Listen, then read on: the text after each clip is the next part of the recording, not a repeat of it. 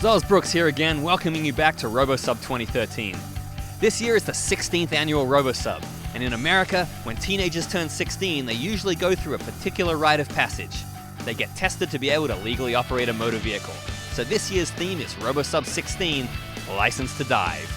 There are a lot of driving-themed tasks in this year's competition, including a brand new manipulation task that'll be really exciting to see the subs try to tackle.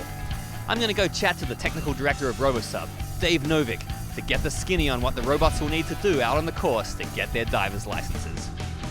So once the go button is pressed and all they can do is watch, the submarine first has to go through the gate. That's always the first task.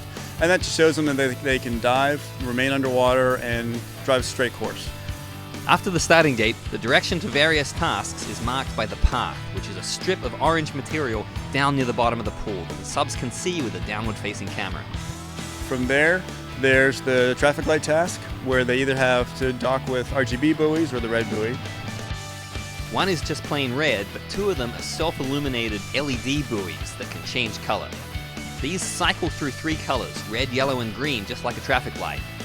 When they're bumped by the submarine, the buoy stops cycling and holds the color it has. An important part of any driving test is parking properly, so there are two parking elements out on the course.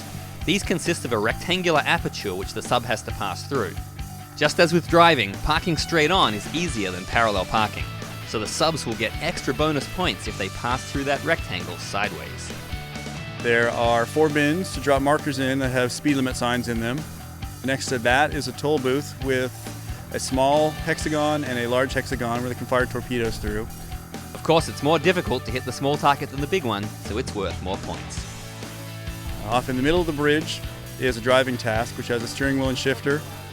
The steering wheel is a PVC wheel with one green spoke that has to be rotated through at least 360 degrees to score the points. To the side of the steering wheel is a gear shift lever.